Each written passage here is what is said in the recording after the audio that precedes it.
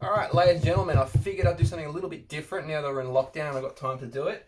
We're going to have a look at the Spark. I've had a few people ask about it and, you know, they're pretty curious. I'm going to try to look at it from a player's standpoint, someone who just wants to practice and have a decent amp at their disposal, and also a workshop amp, which was my primary use. I wanted an amp that does it all. This thing does guitar, bass, and acoustic. Does it pretty well. One thing to note is I think I've already blown my speaker, which I'll get to later with the bass section. I got it already hooked up to the app. And yeah, just a quick overview. It's a little practice amp. Its volumes are decent. It's very directional. So if you have it facing the other way, it sounds completely different. You want to always have it facing towards you. It's great for practice. You can hook it up. It can make its own backing tracks. We're not going to get into that. Other people have done that kind of thing. For me, it's just the sound of it, the function, and how it stacks up. Yeah. I think the first thing to do is discuss bass. Alright, let's get to it. I'll be back. Alright, so the first section is bass. I've got my handy J bass with me. It handles passive bass extremely well. Keyword is passive. I've got flat ones on this, and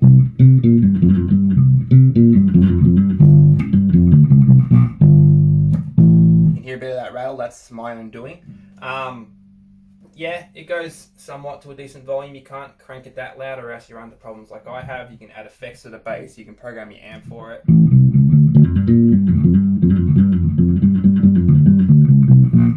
So here, you know, we could just adjust the middle and stuff like that. On the app, I'll show you what I'm doing. It's coming closer. So here we have the app. Again, this is more like a guerrilla review, but yeah. So, you know, we got bass.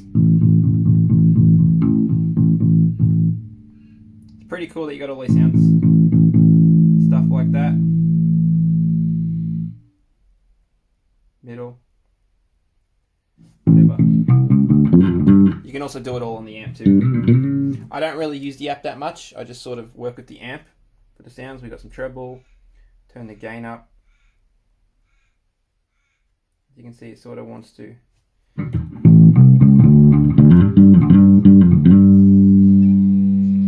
So we'll leave it like that for now. You can also hear the noise coming through.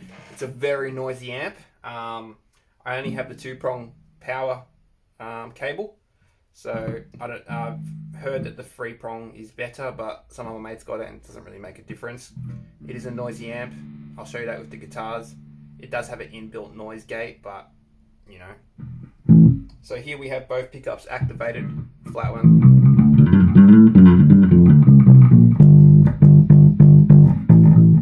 So when you start adding gain to the bass is when it starts struggling a bit. But I do have it pretty loud. Turn the bass down, I turn the tone down.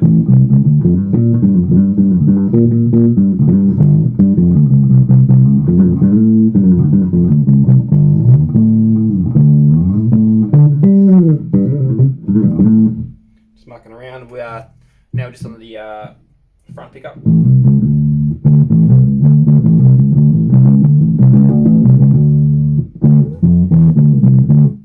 Turn the gain down a bit.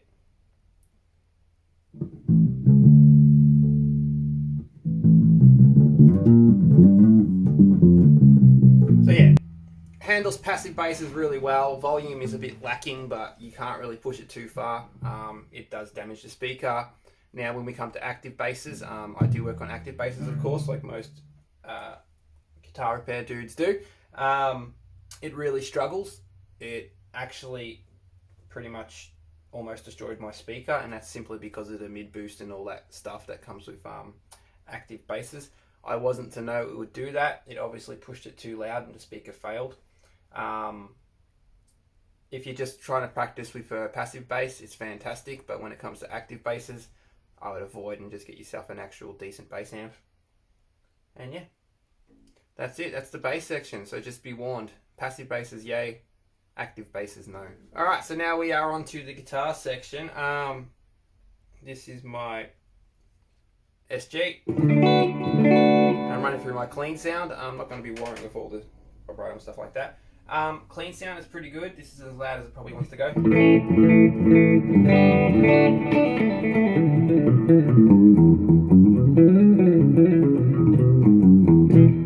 Crank it a little bit more if we really want to.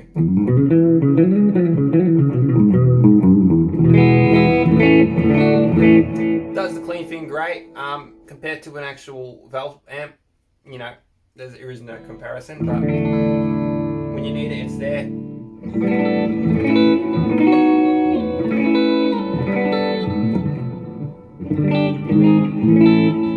You can add delay, echo, all that stuff. You can change your amp. So at the moment I've got a black face, so I don't know, we'll go to it. Orange.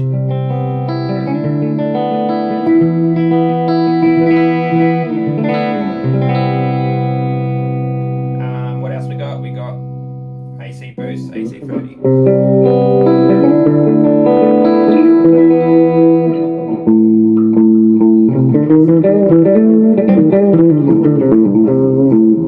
Pretty loud, but you can see the speakers starting to struggle.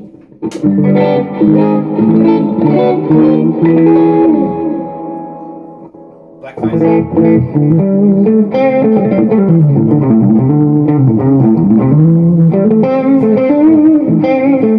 The point of this review too is just to go through the phone's microphone. I'm not going into any devices or computers, just so you can hear what it sounds like in the room. What else we got? JM45.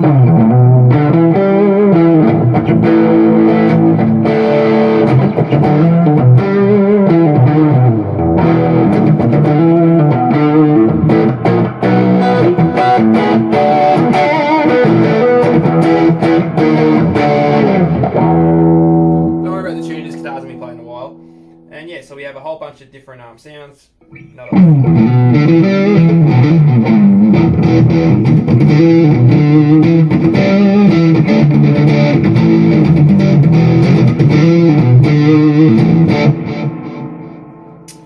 Besides that, we also have, you know, different drives and compressors and every single pedal you can possibly imagine. Here's a tube drive. We don't have the Colon overdrive. Fuzz.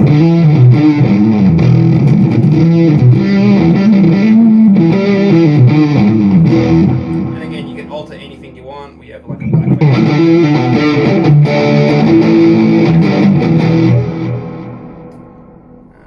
bass muff.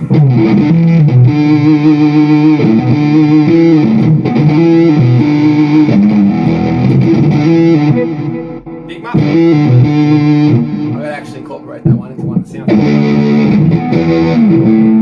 I'll be back, I'm just going to tune up. Alright, so we get the big muff activated, double click on it. That should do that somehow. And then we go back. Again, I haven't really explored this app too much. We go big muff. I want to edit you. There we go. I don't know how I did that, but look, there's my speaker. Don't worry about that. So, tone. Let's put the tone. Experiment the tone.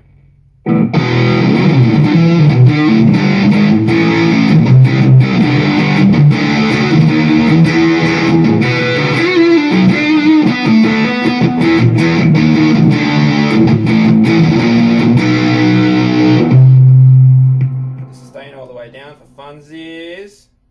You can also boost the volume and stuff on this. Can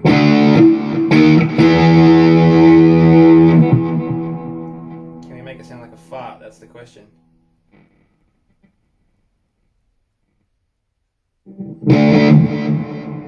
Just staying up.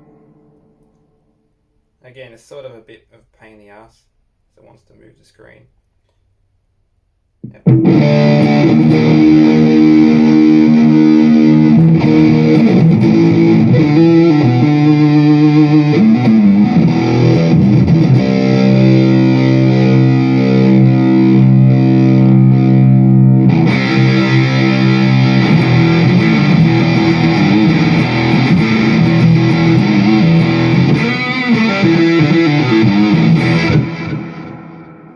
Turn it off, we can turn it off. Now we're just using the amps distortion or whatever, the amps sort of drive. Turn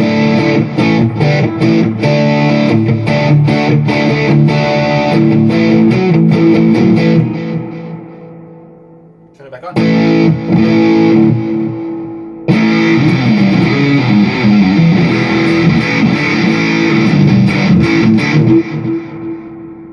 Go over here, we have all our delays and our reverbs and our mods. We go mods, what else can we get? Go back.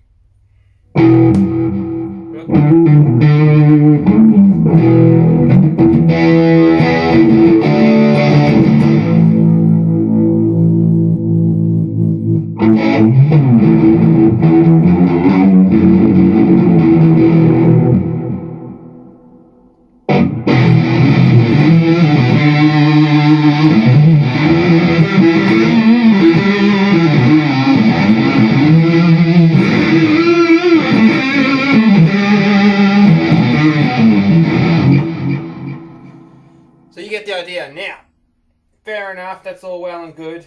With a humbucker equipped guitar, this is grounded properly. It ain't bad. Nice and quiet. Alright, here we have a single coil guitar now.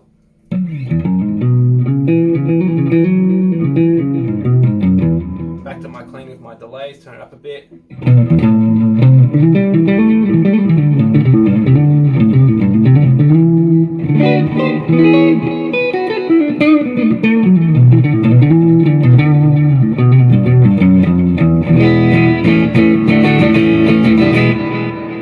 So we can go to amps. I don't know, just pick any of them. We'll go to 600. Sounds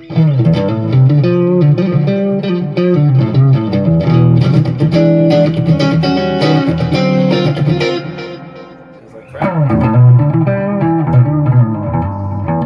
That's sort of like a what are they called? The boogie.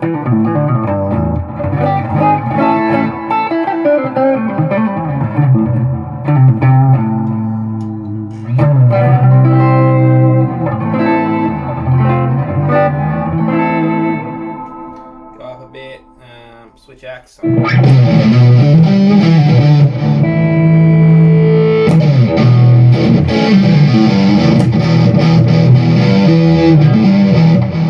of hear my speaker dying there.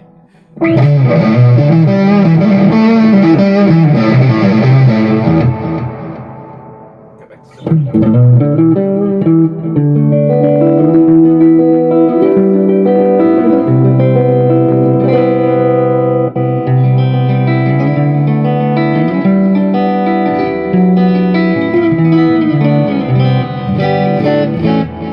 So anyway, that's that. We've already seen the app go do what it has to do, so now we'll move on to the actual amp. I'll get the amp in frame. Just give me a sec. Alright, so we've got the amp in frame, still using the Singlecoils.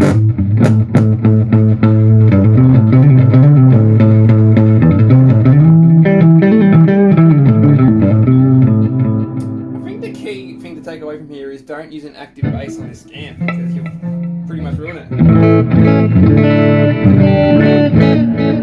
Alright, so we got all controls. We got our selection here. We got metal, high gain, crunch, glassy, clean, bass and acoustic. We got gain, we got bass, we got mid, we got treble, we got master. We have the mod. Activate the mod. I'm not sure what my mod is. It might be a I don't know, we'll turn it up and find out, won't we?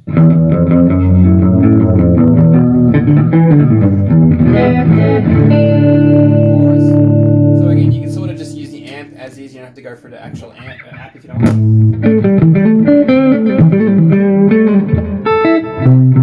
I have to avoid the A. So we turn that down. We can put our delay all the way up. So delays here. We got reverb. So this is what it sounds like of everything on 10.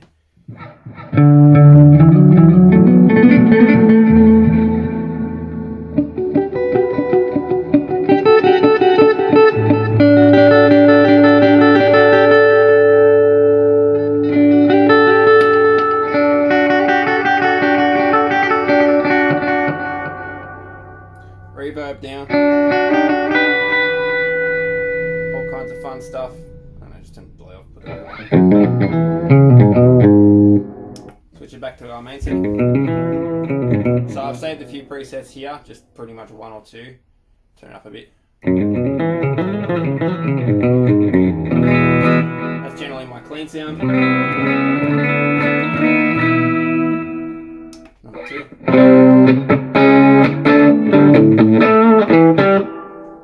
Number 4.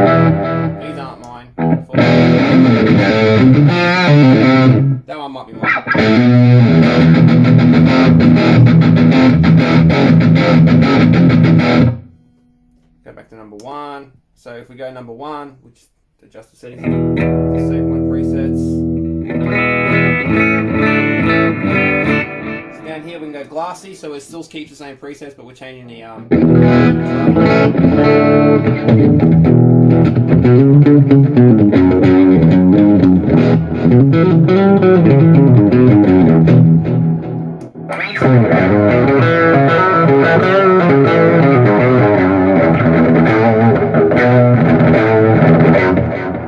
high gain, which is the only one I really use. I only use clean and high gain.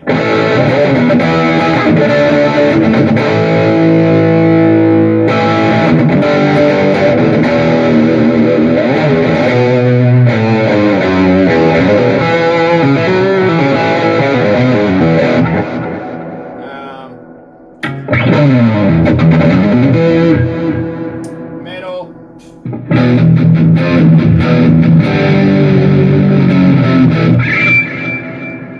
So yeah, that's pretty much it. Those are 2 guitars, one humbucker, one single coil. Finally, we have the actual speaker. I'm not going to go through the actual educational stuff, like where you can get your own backing tracks. It works fine. I never use it. I guess the key thing here is you can go YouTube. Here we have a little portable amp, a little portable speaker. Pretty good. That's pretty loud.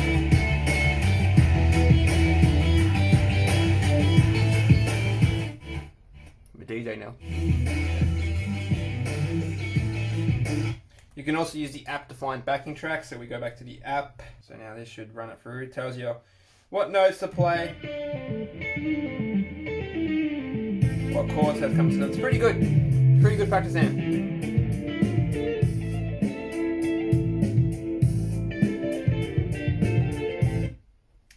And yeah, so final thoughts. I'll get myself back in frame so you can see my bald head. It's pretty good. I'm not sure how much the retails at the moment. I think it's gone up. I got it second hand. For a workshop amp, it's been fantastic until I blew the speaker. That can be fixed. It's going to go to my amp guy and he'll have a look and replace what needs to be replaced. Hopefully something better that can handle bass. Don't use active bass on it. You can't go too loud on it like I like to do, unfortunately. That's probably part of the problem. It sounds great. If you can't afford to buy a big muff, you got a big muff at your fingertips via the app. Finally, what I wish it had, I wish that it had a input for an amp, so you could actually, like, you know, plug a bigger speaker into it. That would have been fantastic. I'm actually going to get my guy to do that for me. So this will become more than a Spark 40. It's got some great sounds on here, and I'd love to utilize it on a bigger setting. At the moment, I primarily run valve amps. Valve amps are honest and true. This isn't.